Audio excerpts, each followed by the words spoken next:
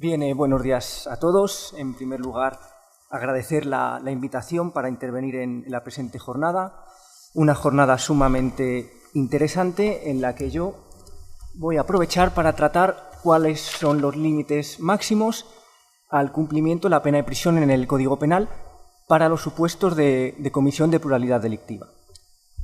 Bien, en primer lugar, simplemente a modo de introducción, el artículo 35 del Código Penal señala cuáles son las penas privativas.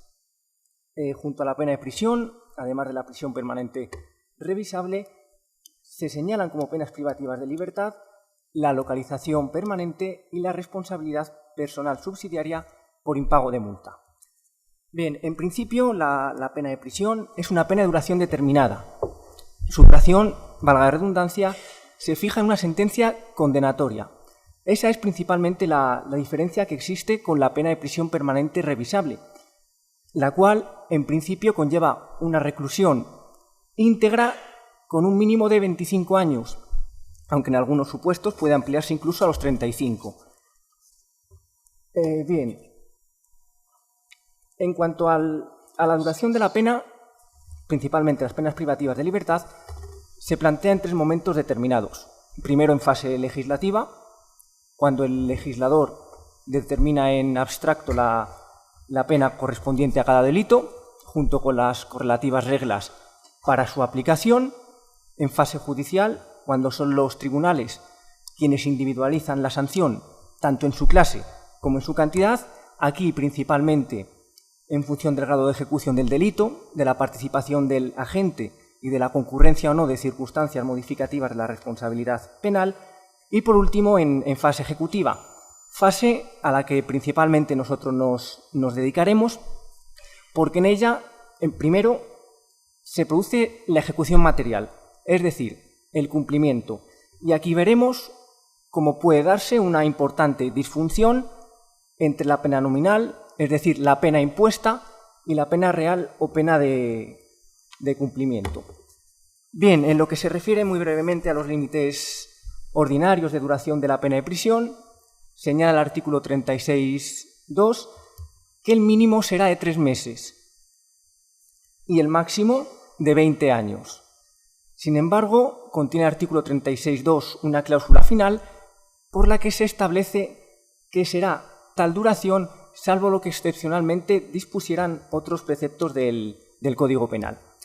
Bien, en lo que se refiere al inicio de duración, también muy brevemente, el artículo 38 diferencia o distingue en función de si el penado ya se encuentra en prisión, por ejemplo, dando cumplimiento a una medida cautelar de privación provisional de libertad, en cuyo caso se iniciará ese cumplimiento cuando la sentencia alcance firmeza, o se puede distinguir también cuando el penado estuviere fuera del establecimiento penitenciario, en cuyo caso el día que marcará el inicio de la pena de prisión será la fecha de ingreso efectivo. Bien, en lo que se refiere al límite mínimo, como hemos dicho, se sitúa en 3 meses. Sin embargo, hay una serie de supuestos, según lo señala el artículo 71, en la que no solamente será posible la imposición de una pena de prisión de corta duración, es decir, situada por debajo de los 3 meses, porque, según dice el artículo 71.1, los tribunales, a la hora de imponer la pena, no quedarán limitados por las cuantías señaladas a cada pena en la ley. Por tanto, es posible la imposición de una pena de prisión de corta duración inferior a 3 meses. Pero esa pena deberá ser obligatoriamente sustituida. ¿Sustituida por qué? Por pena de multa, por localización permanente o por trabajos en beneficio de la comunidad. En ese caso, un día de prisión equivaldrá a 2 días de localización permanente, a 2 cuotas de multa o a 2 jornadas de trabajos en beneficio de la comunidad. En todo caso, si el penado incumpliere esa pena sustitutiva, deberá dar cumplimiento a la pena de prisión que se sustituyó. Por lo tanto, también en la práctica es posible el cumplimiento de una pena de prisión inferior a 3 meses. En cuanto al límite máximo, también, fruto de la operatividad del artículo 36.2, es posible la imposición de una pena de prisión por duración superior a 20 años. En primer lugar, a la hora de determinar la pena superior en grado. En ese caso, se establece que podrá imponerse con el límite de hasta los 30 años. También, lógicamente, otra excepción será la pena de prisión permanente revisable, y aquí es importante señalar que la pena inferior en grado a la prisión permanente revisable será la pena de prisión de 20 a 30 años. Por tanto, la pena inferior en grado a la pena de prisión permanente revisable es ya una pena determinada. Asimismo, habrá otra serie de supuestos en los que se superará la duración ordinaria de la pena de prisión en ciertos tipos especiales, como por ejemplo ocurre en el delito de asesinato del artículo 139.1, con pena de prisión de 15 a 25 años.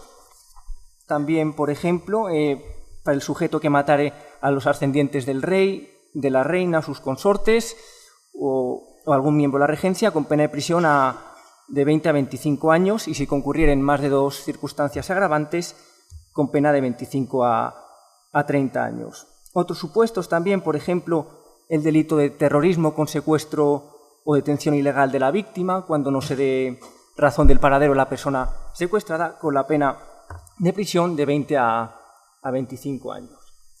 Bueno, llegamos tras esta introducción al objeto principal de esta ponencia, que son los límites al cumplimiento de la prisión en los supuestos de pluralidad delictiva. Bien, dentro de estos supuestos nos referiremos primero a las reglas especiales para la aplicación de las penas. Dentro de estas reglas encontramos en primer lugar el artículo 73 del Código Penal, el cual contiene el sistema de punción del concurso real de delitos. ¿Qué es un concurso real de delitos? Pues un concurso real de delitos puede ser definido como aquellos supuestos, aquellas hipótesis en las que un sujeto ha cometido una pluralidad de delitos a través de una pluralidad de hechos en principio independientes, pero entre los que debe existir una conexión de carácter temporal que permita su enjuiciamiento unitario. Bien, dice el artículo 73, ya entrando directamente en su contenido, que al responsable de 2 o más delitos o faltas se le impondrán todas las penas correspondientes a las diversas infracciones para su cumplimiento simultáneo, si fuere posible, por la naturaleza y efectos de las mismas. Bien, contiene ese artículo el denominado sistema de acumulación absoluta o material, identificado con la locución latina quod delicta tot poenae, es decir, a tantos crímenes, tantos castigos y a cada delito su pena. Esa acumulación es una acumulación sin límites, es decir, al sujeto se han impuesto una pluralidad de penas provenientes de un concurso real de delitos. Por tanto, deberá cumplir todas esas penas en principio sin límites. Y el legislador da prioridad, da prevalencia al cumplimiento simultáneo de las penas. Señala que cuando fuere posible por su naturaleza y efectos.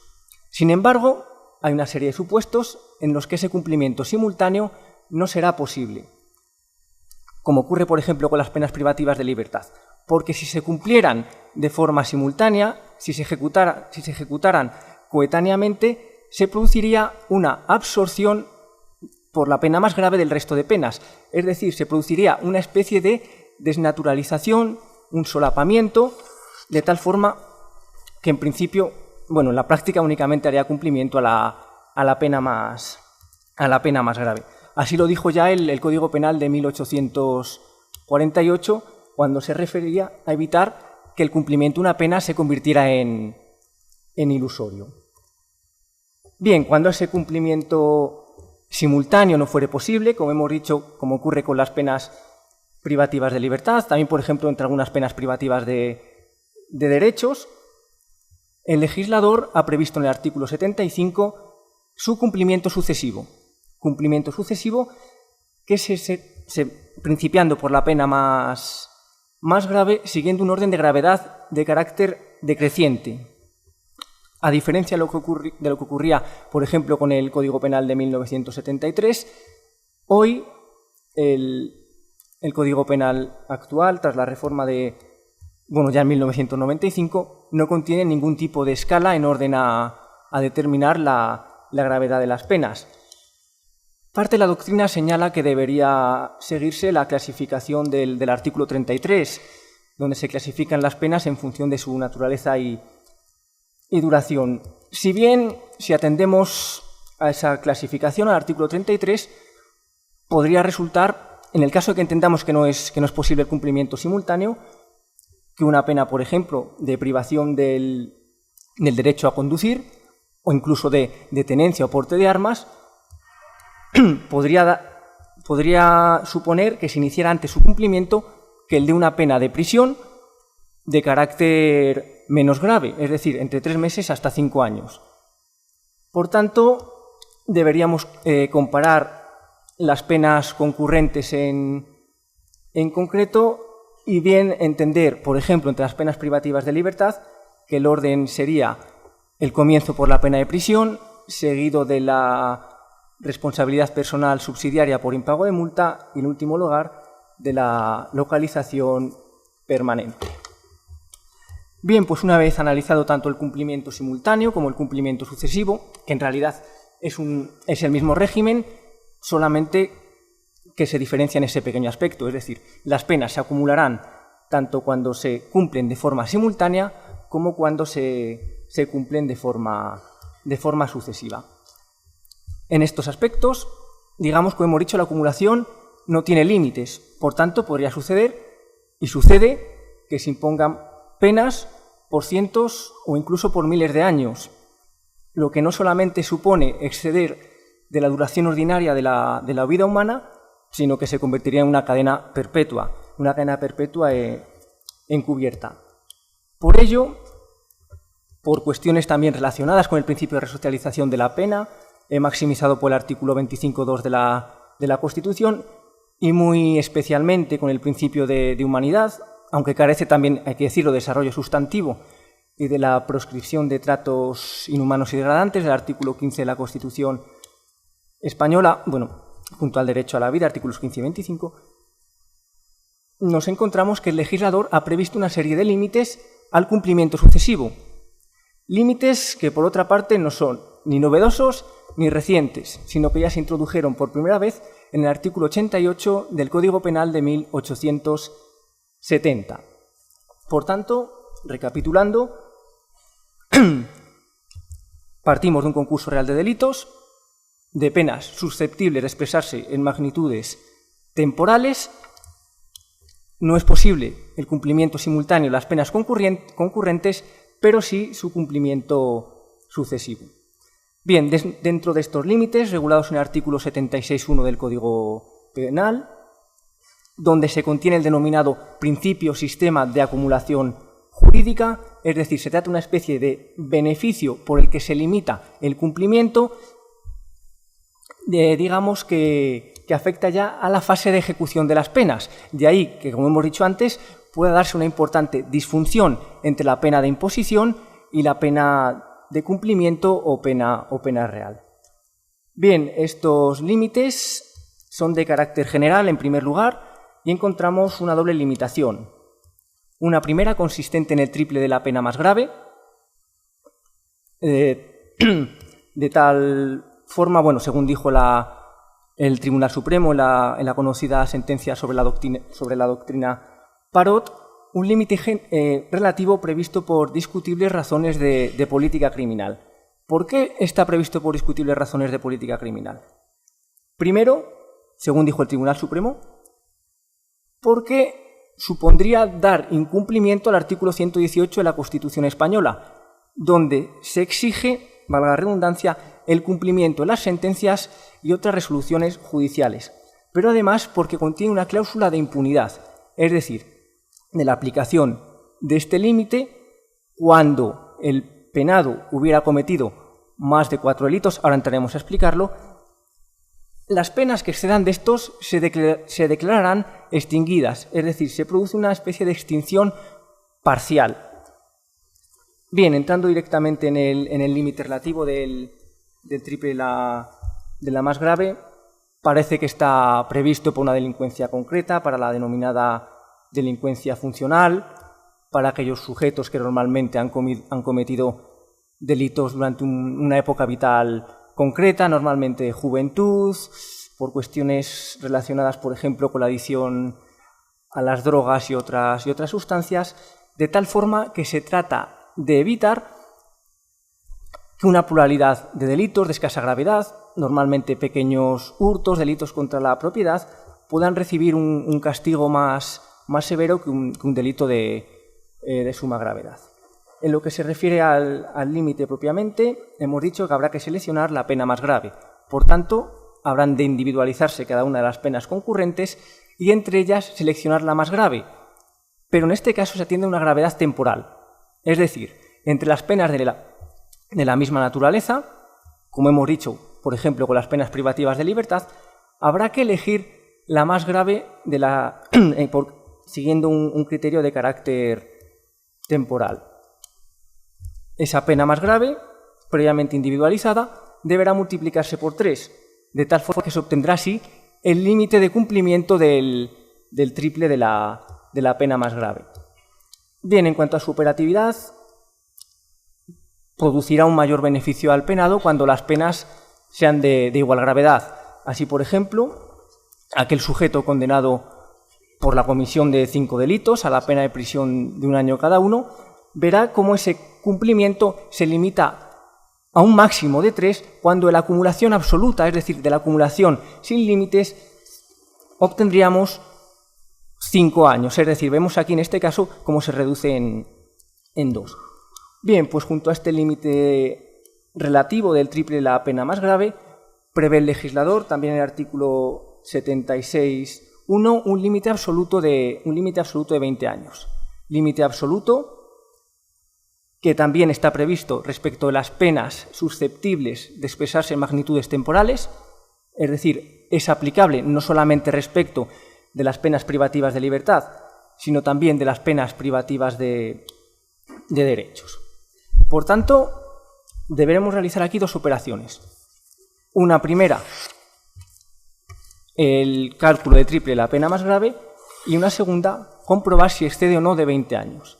Si excede de 20 años ese límite, operará de tal forma que el penado no extinguirá aquellas penas que excedan de los 20 años.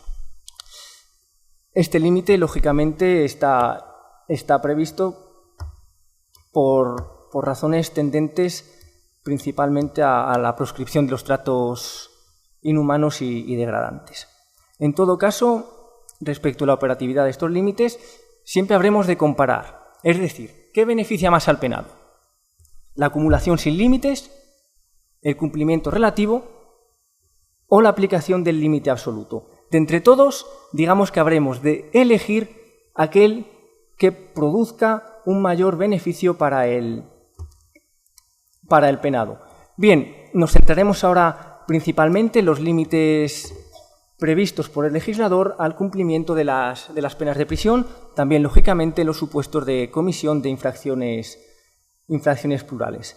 Bien, encontramos, en primer lugar, un límite de 25 años. 25 años para aquellos supuestos en que un sujeto, como hemos dicho, hubiera sido condenado por la comisión de 2 o más delitos y alguno de ellos estuviere castigado por la ley con pena de prisión de hasta 20 años. En todo caso, es importante señalar, como se ha dicho, no solamente que estos límites son aplicables respecto de las penas de prisión, es decir, están previstos para los delitos más graves, sino es muy importante señalar que se dice que alguno de ellos esté castigado por la ley con pena de prisión. Podría parecer que el legislador se refiere a la pena en abstracto, es decir, a la pena con la que está conminada una conducta, pero deberán aquí practicarse las degradaciones obligatorias en función del grado de ejecución del delito, como ocurre, por ejemplo, con la tentativa. Bueno, además de este límite de 25 años, encontramos otra serie de limitaciones de 30 años. 30 años en el mismo supuesto, es decir, comisión de 2 o más delitos, cuando alguno de los delitos cometidos esté castigado con pena de prisión superior a 20 años. Estos 2 primeros límites fueron introducidos de forma originaria por el Código Penal de de 1995, puesto que en los textos anteriores únicamente se contemplaba un límite relativo y un límite absoluto. Por ejemplo, en el Código Penal de 1973, ese límite absoluto era de 30 años. Por tanto, el Código Penal de 1995 supuso primero, aunque una rebaja más aparente que real, porque desapareció el Instituto de Redención de Penas por el trabajo, de tal forma que allí, en virtud de lo dispuesto en el artículo 75.1 del Código Penal de 1973, podía, primero reducirse hasta 1/3 el cumplimiento de la pena, y de tal forma que 2 días de trabajo suponían o descontarían un día de prisión. Por tanto, ese límite de 30 años quedaba reducido en la práctica a 20 años. De forma posterior, la Ley Orgánica 7/2003 de 30 de junio incorporó 2 nuevos límites por los que se elevó el máximo de cumplimiento a los 40 años, para 2 supuestos. Primero, cuando el penado hubiera sido condenado por la comisión de 2 o más delitos y al menos 2 de ellos, es decir, en este caso los 2 deben estar castigados con pena de prisión superior a 20 años.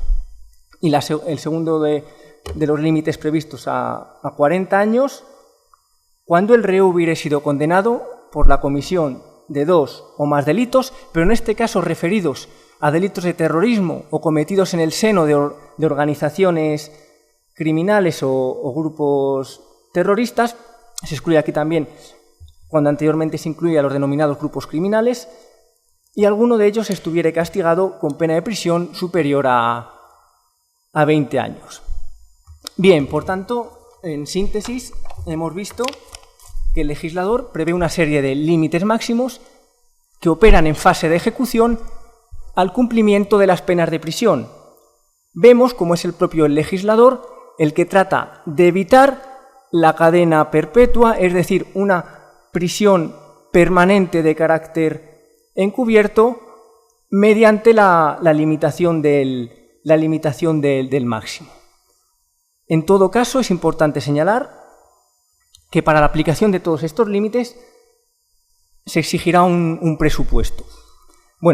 El legislador de 2015 incorporó un nuevo apartado E al artículo 76.1 para los supuestos de prisión permanente revisable, en los que realmente no se limitará el cumplimiento, luego entraremos en ello, sino que se establecerán unos mínimos de ejecución, tanto para el acceso al tercer grado como para la concesión de la suspensión de la ejecución del resto de la pena y la libertad condicional. En ese caso, el propio artículo 76 nos remite a lo dispuesto en los artículos 92 y 78 bis del Código Penal. Bien, para la aplicación de estos límites se exigirá que los delitos, al menos con carácter potencial, fueran enjuiciados en un único proceso. En este caso se atiende a un criterio de conexidad que el legislador de 2015 ha transformado, fruto ya de una interpretación favorable al reo por el Tribunal Supremo, en un criterio de conexidad de carácter cronológico, aunque la redacción del artículo 76.2 ciertamente lleva a importantes confusiones, primero porque es una redacción farragosa que hace referencia a la fecha de enjuiciamiento. Leo textualmente: la limitación se aplicará aunque las penas se hayan impuesto en distintos procesos cuando lo hayan sido por hechos cometidos antes de la fecha en que fueron enjuiciados los que, siendo objeto de acumulación, lo hubieran sido en primer lugar. Por tanto, parece que deberá existir una conexión en función de la fecha en la que fueron enjuiciados los delitos, pero este criterio trae ciertos problemas. ¿Qué fecha ha de tomarse? ¿La de inicio de las sesiones? ¿La de finalización de las sesiones? ¿O qué fecha? Bien, pues el Tribunal Supremo, en acuerdo del Pleno no jurisdiccional de 3 de febrero de 2016, vino a consagrar la interpretación ya anterior y dijo que serían acumulables las penas provenientes de hechos que pudieran enjuiciarse en un único proceso en función de la fecha en la que fueron cometidos. Es decir, hay una sentencia que determinará o fijará la acumulación y podrán acumularse junto a ella el resto de penas provenientes de los hechos que fueron cometidos con anterioridad a esa primera sentencia condenatoria. Por tanto, no serán acumulables ni los hechos ya sentenciados con anterioridad a esa sentencia, ni tampoco los hechos cometidos con posterioridad. Por tanto, en la práctica ocurre que los delitos cometidos por el ya condenado, por ejemplo, dentro del establecimiento penitenciario o durante un permiso o incluso durante la libertad condicional, no se verán limitados, es decir, se volverá a la acumulación absoluta, de tal forma que deberá extinguir los delitos posteriores sin ningún tipo de limitación. Este artículo 76, como hemos dicho, contiene una serie de límites de cumplimiento efectivo, pero estos límites, además, el cumplimiento hasta ellos puede convertirse en íntegro. Íntegro, según señala el artículo 78 del Código Penal, cuando la pena resultante de los límites, en realidad no es una nueva pena distinta, sino que es únicamente un máximo de cumplimiento, como dijo el Tribunal Supremo, fuera inferior a la mitad de la suma total de las impuestas. Y en ese caso, el juez o el tribunal sentenciador puede acordar que tanto los beneficios penitenciarios, como los permisos de salida, como la clasificación en tercer grado y el cómputo de tiempo para la libertad condicional, se refieran a la totalidad de las penas impuestas y no a las limitadas. Por tanto, esos límites, hasta el cumplimiento efectivo, se cumplirán de forma íntegra. Anteriormente, la adopción de este supuesto, el artículo 78, era obligatoria para los límites del artículo 76.1 referidos a la pena de prisión, en especial para los límites excepcionales. En todo caso, hoy se trata de un régimen reversible por el juez de vigilancia penitenciaria, lógicamente previa existencia de un pronóstico individualizado y favorable de reinserción social, y oídos el Ministerio Fiscal, instituciones penitenciarias y las demás partes. Pero se da la paradoja de que, aunque se trate de un régimen de cumplimiento, un régimen de ejecución que puede revertirse, cuando se adopte para los delitos de terrorismo y los delitos cometidos en el seno de organizaciones criminales, del capítulo 7 del título 22 del libro segundo del Código Penal, esa posibilidad de reversión, digamos que se limita para el acceso al tercer grado hasta que el penado hubiera extinguido las 4/5 partes de la condena, es decir, cuando le faltare por extinguir una 1/4 parte, y para el acceso a libertad condicional cuando haya extinguido las 7/8 partes. Bien, por referirnos también a ese supuesto en el caso de concurrencia de la pena de prisión permanente revisable con otras penas, siempre en concurso real de delitos, como hemos dicho, aunque se contempla en el artículo 76, no se trata en realidad de establecer ningún tipo de limitación, sino que se establecen o se fijan mínimos de ejecución, tanto para el acceso al tercer grado como para la concesión de la libertad condicional. Bien, para el acceso al tercer grado, ese mínimo de ejecución puede ser de 18 años, cuando las penas concurrentes con la pena de prisión permanente revisable, siempre hablando de penas de prisión, en este caso determinadas, sumen una cifra que exceda de 5 años, hemos dicho que será de 18, pero podrá ser de 20 si las penas concurrentes junto a la prisión permanente revisable exceden de 15 años, o de 22 cuando excedieren de 25 o bien concurrieren 2 penas de prisión permanente revisable. Además, en el supuesto en que se hubieran cometido delitos de terrorismo de organizaciones o en el seno de organizaciones criminales, esos mínimos de ejecución para el acceso al tercer grado serán de 24 o de 32 años.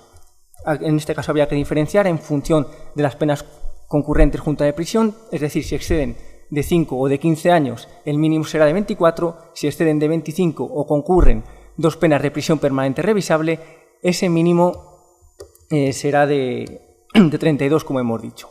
En todo caso, para la suspensión de la ejecución del resto de la pena, se requerirá haber extinguido, primero y con carácter ordinario, un mínimo de 25 años.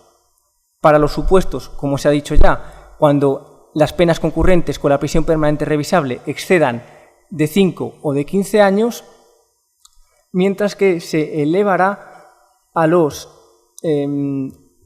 perdón un momentito.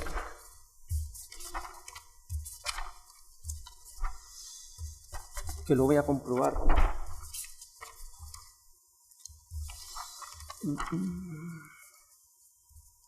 Vale.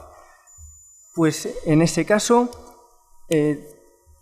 digamos que el mínimo, también para los delitos de terrorismo, puede prolongarse incluso a los 35 años.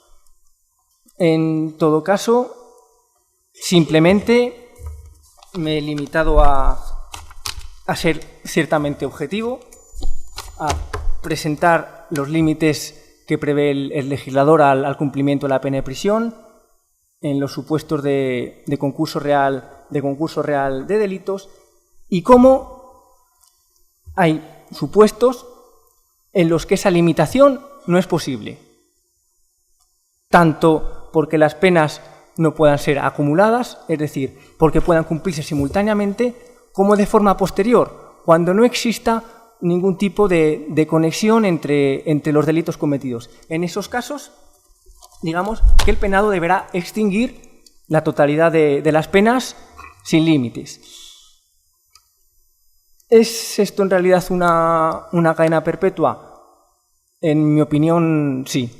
En mi opinión, sí, y creo que es necesario limitar el cumplimiento, no solo para aquellos supuestos en los que los delitos tengan esa conexión, sino también cuando fueron cometidos, por ejemplo, con posterioridad, cuando fueron cometidos, por ejemplo, como hemos dicho antes, dentro del establecimiento penitenciario.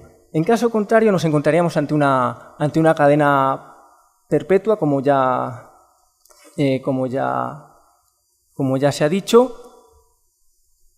Y luego, bueno, también, en cierta medida, estos límites a la ejecución, estos límites al cumplimiento, necesarios, por tanto, no novedosos, requieren de ciertamente una reforma desde el plano de la política criminal, pues son ciertamente elevados, especialmente para el cumplimiento de la pena de prisión, porque se dice que desde el plano de la efectividad, ciertamente en relación con la prevención general, la capacidad intimidatoria a la sociedad, pues realmente no son efectivos. Sin embargo, serán necesarios, como hemos dicho, para limitar el cumplimiento de las penas. Bueno, pues nada más y muchas gracias.